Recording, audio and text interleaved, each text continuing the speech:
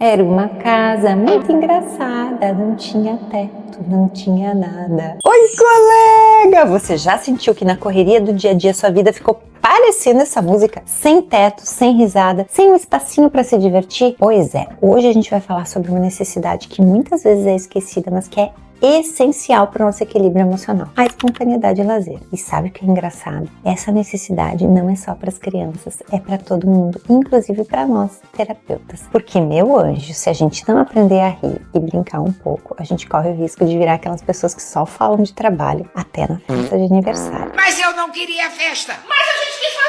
Não seja essa pessoa. E eu vou te contar uma coisa, e tem uma coisa que eu acho chata. É quando a gente vai nos congressos, que a gente fica o dia inteiro vendo teoria, sai pra almoçar com os grupos de colegas e eles ficam discutindo caso e pesquisa e teoria. Eu acho uma chatice. É uma hora que a gente quer o quê? Recreio, espontaneidade e lazer. Mas quando essa necessidade não foi suprida lá atrás, fica muito difícil de a pessoa dar conta de relaxar.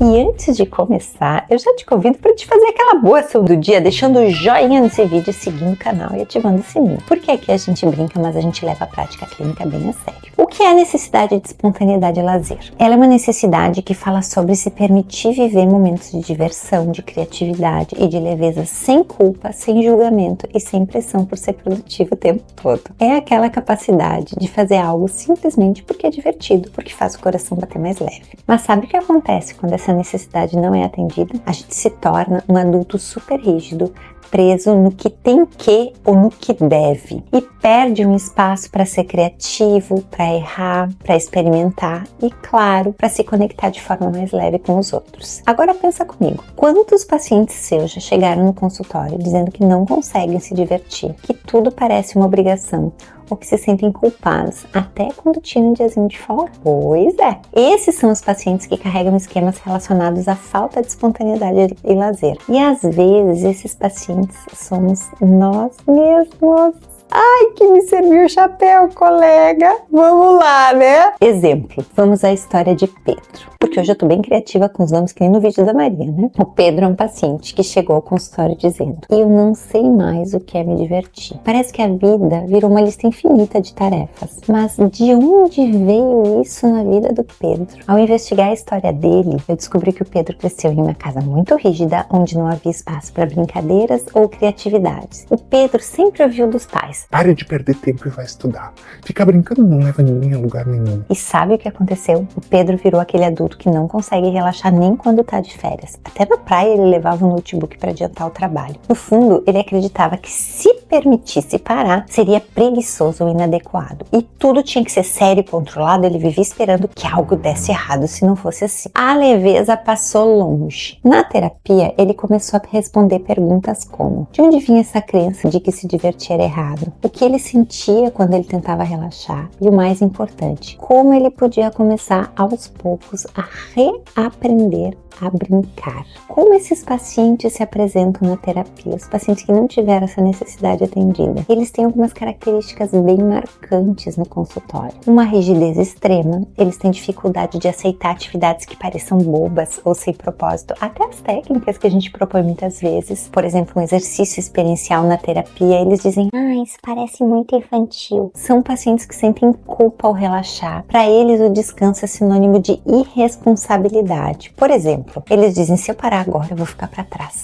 Meu pai tem falta de suprimento dessa necessidade. Ele diz que férias é ruim que tu gasta duas vezes. Uma que tu não tá ganhando e outra que tu tá gastando. Então, relaxar é muito difícil, né? A depender da história de vida, a depender do temperamento. Isso também vai influenciar do quanto dessa necessidade, a magnitude dessa necessidade para aquele perfil de personalidade. O quanto essa necessidade tinha de espaço para ser atendida. Esses pacientes também têm uma desconexão com o prazer. Eles não sabem mais o que os faz felizes. A vida virou uma lista de obrigações, post-its para dar conta. É comum também a gente encontrar um excesso de negativismo, sempre esperando o pior. São pacientes que podem ter dificuldade em se abrir para experiências positivas ou prazerosas. Eles precisam de ajuda para entender que viver também é brincar, experimentar e rir de si mesmo. Afinal, como diria o Charlie Chaplin, um dia sem rir é um dia desperdiçado. E quais são os esquemas mais comuns quando essa necessidade é faltante? Negativismo e pessimismo, padrões inflexíveis, inibição emocional e postura punitiva. Vamos para o contrário, como é que se sente uma criança quando essa necessidade é atendida? Ela sente que ela pode ser feliz, que ela pode ter prazer, que o mundo é um lugar bom de se estar, um lugar que pode ser leve. Ela aprende que a diversão não é só bem-vinda, ela também é permitida. E aí, colega querido, eu te pergunto, como tá a tua relação com a espontaneidade e lazer? Tu tem reservado um tempo para rir, para brincar, para se divertir? Ou a vida virou só compromissos e planilhas? Lembre-se do que disse o poeta Rumi: quando você ri, o mundo ri com você. Quando você brilha, dá permissão para que os outros brilhem também. Acredite, a vida precisa de um pouco de leveza para florescer. Eu queria te contar uma coisa. Eu tenho esquema de padrão inflexível, essa minha necessidade não foi muito suprida. Eu tenho um temperamento muito consciencioso, então tudo isso me empurra para ser muito produtiva. E somado a isso, às vezes a mal que a gente faz pode ser uma grande armadilha, porque eu me dopamino muito trabalhando. E teve um ano que eu estava concluindo a gravação da minha formação Muito Prazer Terapia do Esquema, junto eu estava organizando um livro de terapia de esquema, dei muitas aulas, viajei para muitos congressos, então foi um ano muito assoberbado. E eu também sou uma pessoa muito criativa e eu percebi que esse excesso de trabalho tolheu totalmente a minha criatividade. Então, tem um mecanicista americano chamado Larry Silverberg, que ele estuda milhares de arremessos de lances livres. E ele viu que o grande segredo de um lance livre no basquete era a forma como